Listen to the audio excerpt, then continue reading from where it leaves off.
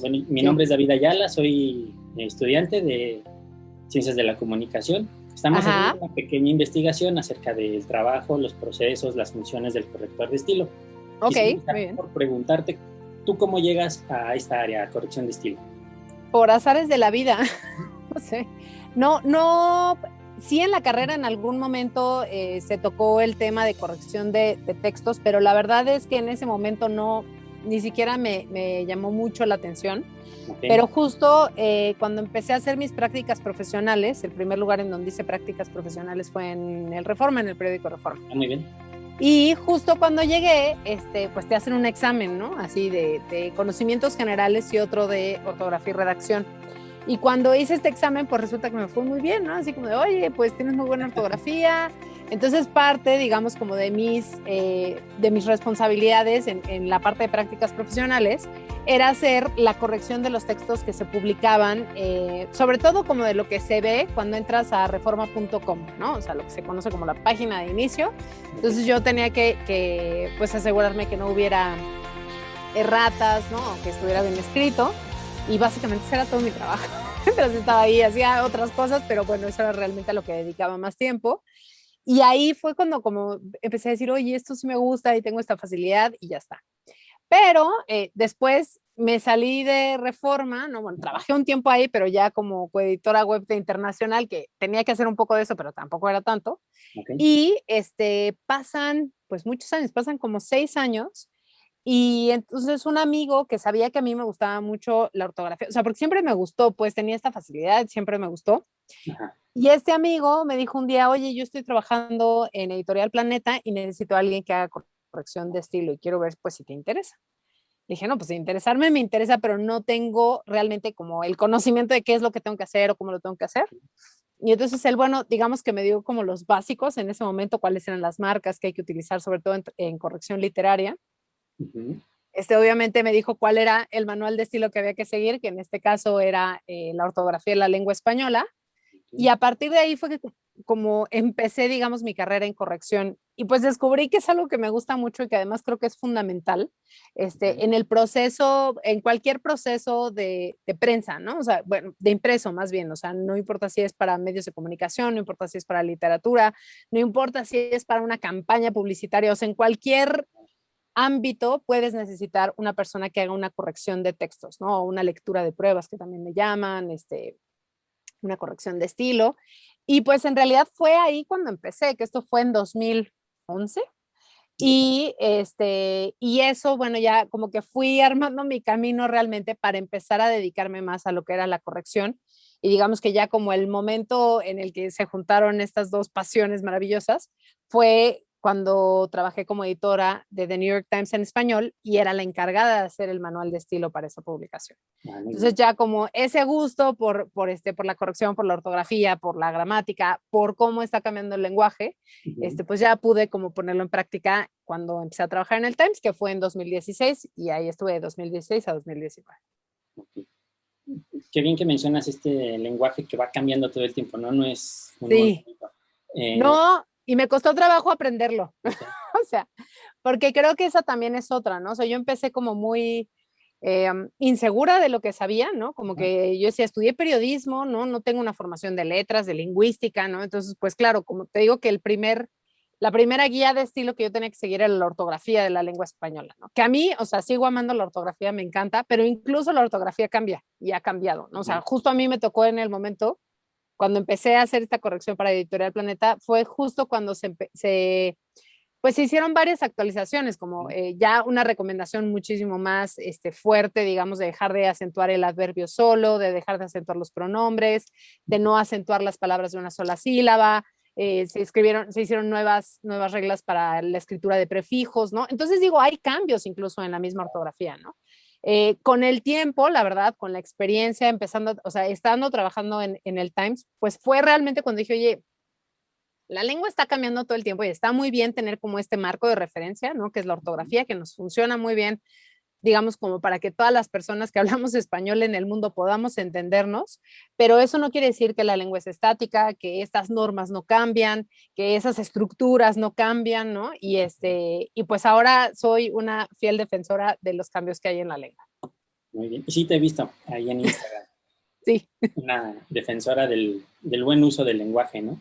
Pues mira, más que del buen uso, de acercarnos al lenguaje, porque yo creo que una de las cosas que nos pasa es que es algo que aprendemos desde que somos, pues desde que casi desde que naces, ¿no? Empiezas a comunicarte, aunque sea con gestos, con miradas, ¿no? O sea, empiezas a comunicarte y ya luego empiezas a hablar, ¿no? Y obviamente escuchas palabras y escuchas estructuras que pues digamos que se van volviendo parte de ti, ¿no? Y creo que precisamente como es algo tan nuestro, tan esencial, ¿no? De las personas, pues a veces quizá creemos que es como respirar, ¿no? Y pues no, ni siquiera eres consciente cuando estás respirando de los beneficios que te puede dar ser muy consciente al respirar, ¿no? O sea, por ejemplo, si vas a hacer una meditación o no sé, o un proyecto de conciencia plena, no sé, o sea, como que al final sí cuando te das cuenta de esos procesos que tenemos muy automatizados y te cuestionas por qué, por ejemplo, usas ciertas palabras, por qué usas ciertas estructuras, por qué crees que solo una entidad tiene toda la verdad absoluta sobre la lengua, ¿no? O sea, cuando empiezas realmente a cambiar esa relación con la lengua, pues yo creo que eso es lo mejor que te puede pasar,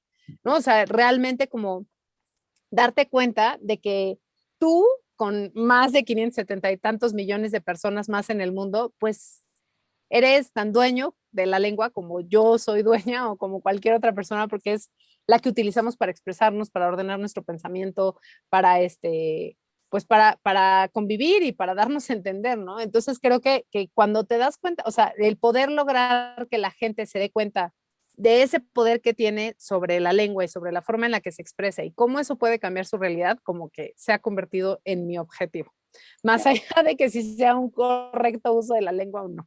Ok. Es más bien entonces una apropiación del lenguaje, ¿no? Y cómo el individuo lo va transformando. Así es, David, justo, porque además, o sea, y lo vas a ver y lo ves todos los días, nada más que quizás no te has hecho consciente, pero la forma en la que tú te expresas ahorita que me acabas de conocer, pues es muy diferente a la que usas cuando te expresas, cuando estás a lo mejor no sé, con tu familia, ¿no? O con la gente de tu clase, ¿no? Cuando están en alguna materia o lo que sea, ¿no? O sea, como que al final tenemos diferentes registros y creo que lo mejor que nos puede pasar es apropiarnos de la lengua y saber cuál es el momento indicado para utilizar pues tales palabras o tales estructuras o ser súper formal o ser informal, ¿no? Y justamente creo que ese es realmente el manejo, o sea, como lo que podríamos considerar el mejor manejo de la lengua, ¿no? O sea, el poder cambiar de registros, el tener un vocabulario muy amplio, el saber que la lengua está cambiando, conocer cómo está cambiando esa lengua, ¿no? Tener esa sensibilidad de que pues que hay palabras que a lo mejor pues antes significaban una cosa, ahora significan otra, ¿no? O sea, es justamente eso. Perfecto. Oye, te quiero preguntar, en Reforma y en el New York Times, ¿había un manual de estilo que el medio... En Reforma hay un manual de estilo muy anticuado, si me preguntas en este momento, porque sigue siendo el mismo que utilizan, por lo menos que utiliza, o sea, que cuando yo llegué a trabajar ahí, que fue hace ya 15 años, pues es el mismo manual de estilo, ¿no? Y pues obviamente la lengua ha cambiado mucho y hay muchas cosas que son diferentes y que pues creo que tendrían que haber considerado, pero bueno, sigue siendo el mismo. En general, la mayoría de los medios de comunicación no hacen público ese manual, pero conforme vas leyendo, pues te vas dando cuenta, ¿no? O sea, pues digamos Claro. una cosa que es súper notoria de Reforma es como todos los titulares tienen que empezar con verbo, te guste o no te guste, siempre van a empezar con verbo, ¿no? Ese es parte del estilo de Reforma.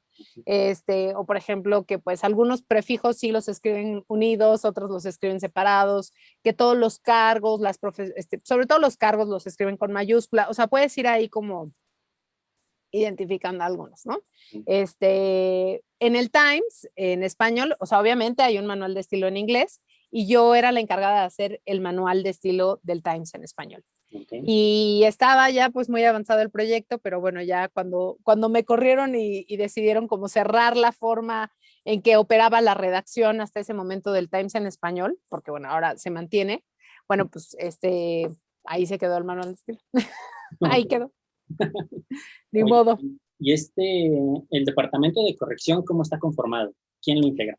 Pues es que todo depende mucho de cada publicación. Una cosa que sí hay que mencionar y que es muy triste es que normalmente cuando hay un recorte de personal, pues de las primeras personas que se van son las personas que hacen corrección, ¿no? Normalmente, cuando a mí me parece que es de verdad fundamental tener a alguien que haga corrección. Normalmente, por ejemplo, existe un editor, ¿no? Que es quien va guiando al reportero, ¿no? O a la persona que escriba más bien el artículo, la nota, el reportaje, lo que tú quieras. Habrá esta persona que hace, digamos, como la labor de edición de hacia dónde tiene que ir, cuáles son las preguntas que hay que hacer, que esté cubierto, digamos, que estén cubiertos todos los ángulos, ¿no? O sea, digamos que está así como el editor. En el Times, por ejemplo, que sí es, digamos, como un diferenciador contra muchos otros medios de comunicación, es que hay dos editores. Entonces tienes una primera capa de edición, que es esta, la de que te digo que pues es como quien va guiando, acompañando a quien vaya a escribir la pieza periodística, pues ese es el primer editor. Después, ya cuando está terminado, pasa a la segunda capa de edición. Y entonces esa segunda capa de edición, digamos que funciona como una primera corrección, porque bueno, ya a partir de ahí, pues bueno, ya otros ojos te dicen, oye, pues sí, esto está muy bien, o esto está incompleto, esto está, no hay un balance, no entre la información, o creo que esta información se podría evitar, o aquí hace falta esta información. Entonces tenemos esa segunda capa de edición, bueno, teníamos, y después venía justamente la corrección. Okay. Entonces, digamos que la corrección, en general, en la mayoría de los medios, de las editoriales, funciona casi, casi como los primeros ojos que ya ven el texto casi, casi como va a salir a la luz, ¿no? Claro que es la labor de quien hace la corrección, la de pues verificar que no haya errores ortotipográficos, es decir, todo lo que tiene que ver con ortografía, con la forma en la que se escriben las palabras, acentuación, puntuación, prefijación, uso de mayúsculas y minúsculas, ¿no? O sea, como estos digamos, detalles que son súper ortográficos o que tienen que cumplir con el manual de estilo. Bueno, más bien, con ortografía solamente. Luego está la corrección de estilo, que es, por ejemplo, si existe una guía de estilo en donde, como si tomamos el ejemplo de Reforma, todos los cargos van en mayúscula, pues hay que verificar que todos los cargos que se mencionen en el texto tengan que estar con mayúscula, o no sé, o sea, cualquiera que sea la norma de estilo que establezca esa publicación. Y pues que se entienda, evidentemente, ¿no? Porque muchas veces puedes tener estas dos capas de edición, pero cuando llega ya la persona que hace la corrección, pues si tú no eres alguien especialista en el tema, si no, sobre todo eso, si no conoces tanto el tema, es probable que te pierdas, ¿no? Entonces, justamente es la labor de quien hace la corrección, el decir, oye, esto no queda claro, no entiendo por qué estás metiendo esta información aquí. O sea, como que tú te conviertes en la primera persona que lee ese texto.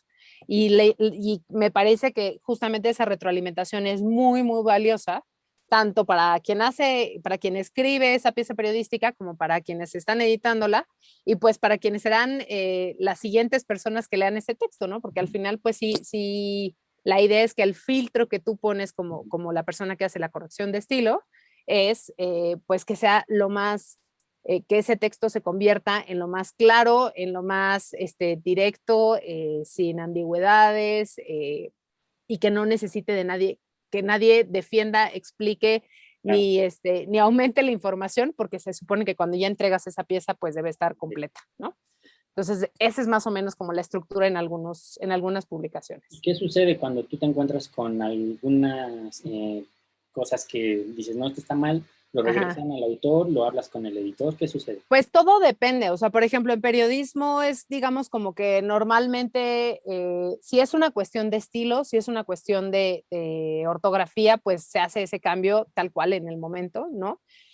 Ya si es, digamos, una cuestión más estructural, ¿no? Del texto, así como ya hace falta esto no queda claro, lo que sea. Bueno, entonces primero normalmente con quien se habla es con la persona que hizo la edición, ¿no? Okay. Así como, oye, probablemente, como hay un trabajo, digamos, como muy cercano entre quien hace la edición y quien escribe el texto, pues normalmente quien hace la edición puede decirte, no, es que lo que quería decir era esto y entonces puede hacer esa modificación.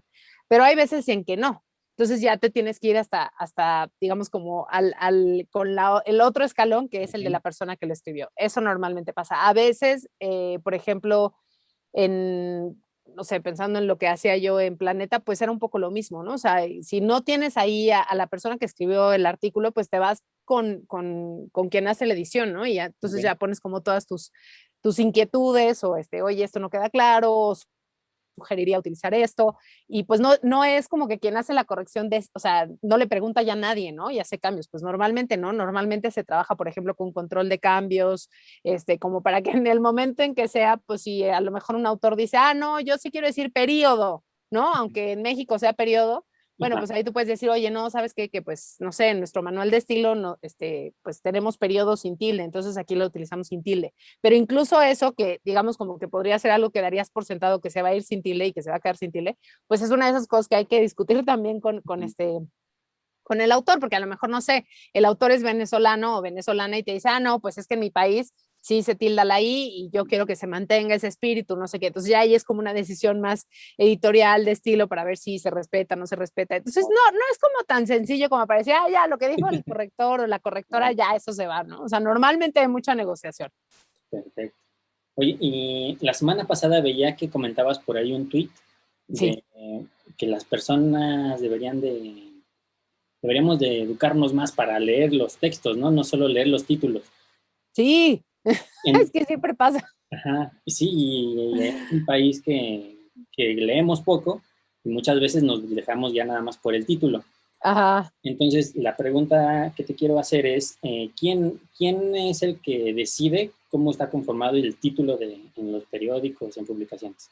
Pues mira, o sea, igual depende mucho. Yo te puedo hablar, o sea, como el caso que más conozco porque fue en donde estuve, pero también éramos una redacción muy particular, o sea, evidentemente no todas las redacciones funcionan así. Digo, en el Times éramos 8 personas trabajando en la redacción, o sea, solamente 8 personas. Y en ese caso, pues, por ejemplo, una de las políticas que teníamos era que digamos que trabajábamos entre todas las personas de la redacción cómo íbamos a titular un artículo, ¿no? Entonces, normalmente lo que hacíamos es que quien hiciera la última edición proponía 3 titulares, ¿no? Después de, obviamente, haber leído, después de haber revisado. Y ya que se hacía esa propuesta, pues normalmente las otras personas, o sea, pero estaba, no sé, la persona que llevaba redes sociales, estaban otros editores, estaba yo que hacía la corrección, ¿no? O sea, como que eran, o sea, diversas responsabilidades decidiendo ahí sobre cómo iba a ir un titular, por ejemplo, ¿no? Entonces, pues así era como lo hacíamos, y acabábamos votando, ¿no? Y así era como quedaba. En muchas otras publicaciones, pues básicamente es quien está editando el texto o quien hace la edición general de la publicación quien decide cómo van los titulares. Okay. Sí, porque muchas veces nos guiamos nada más por eso sin leer todo lo demás, ¿no? Ajá, exacto, pero eso pasa en todo el país, en casi todos los países, ¿eh? O sea, incluso no sé si te ha pasado ahora en Twitter que te sale una alerta así como de antes de compartir este tweet, quizá quieras leer el artículo, ¿no? O sea, porque mucha gente nada más retuitea ya. Genial. Te quiero preguntar acerca de si hay algún material de apoyo que utilicen los correctores de estilo dentro del área de redacción. Sí, o sea, siempre, por ejemplo, a mí me parece, habrá gente que te diga que no, pero a mí me parece que la ortografía es básica e indispensable. Está la ortografía de la lengua española, que es la que editan la Asociación de Academias de la Lengua Española. Y me parece que el otro básico indispensable es el manual de estilo de la publicación. O sea, debe haber un manual de estilo que defina estas cosas que te digo. O sea, vamos a utilizar fútbol o fútbol, ¿no? O sea, ¿cuál es la variante? O vamos a usar ambas variantes, pero por esta razón. O vamos a escribir los cargos con mayúscula o con minúscula. ¿Por qué te digo que la ortografía funciona? Porque hay muchas dudas que luego tenemos que no están contempladas en los manuales de estilo. O sea, hay cosas que son como súper específicas, de puntuación sobre todo, ¿no? O sea, ver cuándo sí corresponde utilizar una coma y cuándo no. Hay comas que son opcionales, hay comas que son obligatorias, ¿no? Entonces, por ejemplo, tener súper claro eso, que normalmente es información que nos falta a casi todas las personas que somos de países hispanohablantes, ¿no? O sea, ni siquiera, y especialmente a quienes trabajamos en medios, porque ya luego pues trabajas como textos quizá que son muchísimo más elaborados que cualquier otro texto, ¿no? Y entonces pues sí te topas como con momentos en donde dices, híjole, esto lleva coma, podría utilizar punto y coma o 2 puntos o qué es lo que corresponde. Bueno, pues toda esa información la encuentras en la ortografía. Y por eso te decía que también el manual, porque hay mucha gente que dice, no, pues yo no me voy a guiar 100% por la ortografía, más bien tenemos como ciertos lineamientos que para la publicación son importantes y, por ejemplo, vamos a seguir poniéndole tilde a solo, ¿no? Aunque la ortografía diga que ya no. Entonces, bueno, pues órale, le seguimos poniendo tilde a solo. Pero por eso, digamos que esos son como los dos básicos. Ok. Si no quieren la ortografía, existe otro manual que a mí me parece que es muy, bueno, otros dos libros que pueden ser como muy, pues digamos, no sé, que les pueden servir mucho. Uno es El libro y sus orillas de Roberto Zavala, que digamos que ese fue como el primero que con el que yo empecé en mi formación de correctora. Ok. Y también está el Manual del Español Urgente, que es de la Fundeu, de la Fundación del Español Urgente, que ese se desarrolló por esta fundación digamos que comenzó sus trabajos dentro de la agencia EFE, que es la Agencia Estatal de Noticias de España, y pues tienen como una sensibilidad muy especial, sobre todo en lo que tiene que ver con textos periodísticos y con estos cambios de la lengua y con estas palabras nuevas que empezamos a utilizar. Y está este manual impreso, pero también está la página en donde pueden encontrar también muchísima información. Perfecto. Te quería preguntar del lenguaje inclusivo, ¿Sí? pero no sé si ya te tengas que ir. No, está bien, está bien. ¿Sí? Yo lo Sí. que quería preguntar, ¿tú cómo lo ves? O sea, ¿crees que en algún momento ya vaya a haber aceptación? ¿Crees que sea necesario? ¿Tú cómo lo ves? Me parece que sí es necesario Ujú, porque necesitamos nombrar la realidad, ujú, punto, ¿no? Entonces hay realidades que necesitan ser nombradas y que a veces necesitamos hasta crear palabras y cambiar estructuras para poder nombrar estas realidades. Entiendo que hay mucha reticencia a utilizarlo, pero también creo que en gran parte es porque hay mucha ignorancia al respecto. O sea, no hay muchas personas que no entienden por qué es necesario, ¿no? Por ejemplo, no utilizar el masculino genérico, ¿no? Pues ujú. simplemente porque haya personas que no se sientan identificadas en ese masculino genérico, pues a mí me parece que ya es necesario como repensar la forma en la que te estás expresando, ¿no? Claro. Este, que se vaya a sentar, pues yo creo que sí. No sé si me vaya a tocar verlo, no sé si vaya a estar viva, Ujú, pero cada vez empiezo a escucharlo más y en nuestro país, que eso es como lo que me alegra, ¿no? Porque hay otros países en los que ya se escucha y va sentándose un poco más. Pero me parece que es un proceso precisamente de desarrollo del lenguaje, o sea, es justamente lo que nos está mostrando cómo la lengua va cambiando, va evolucionando y va ampliándose. Y creo que es justamente eso lo que está pasando, ¿no? Entonces, en parte, una de las cosas que a mí me interesa es hablar más de por qué es necesario tener un lenguaje que a mí me gusta llamar más igualitario que lenguaje inclusivo e incluyente, pero bueno, es un poco lo mismo. ujú. Tiene como sus diferencias, pero bueno, al final es precisamente el nombrar a las personas desde un punto de vista igualitario, ¿no? Sin importarme siquiera cuál es su identificación de género, la característica, ¿no? Que tenga, o sea, al final siempre basándome en que, pues, somos personas, que eso es lo que tenemos en común y que en realidad es en lo que deberíamos estarnos enfocando, ¿no? Claro. Entonces sí, me parece que sí es necesario, me parece que necesitamos hablar más de este tipo de lenguaje Ujú. y que también es esto, es parte del desarrollo mismo de la lengua, ¿no? Es como querer pensar que todo sigue funcionando exactamente igual que funcionaba incluso hace 10 años, pues me parece que es un poco inocente creer que todo funciona igual. Perfecto. Bueno, Paulina, ¿Sí? muchísimas gracias. A ti, David, qué gustazo conocerte y mucho éxito. Haces un trabajo súper importante y muy necesario. Te felicito por eso. Muchísimas Ay, te gracias. agradezco mucho, David. Te mando un abrazo, éxito, que te vaya muy, muy bien. Muchas gracias, que estés muy bien. Cuídate. Hasta luego. Igual, chao.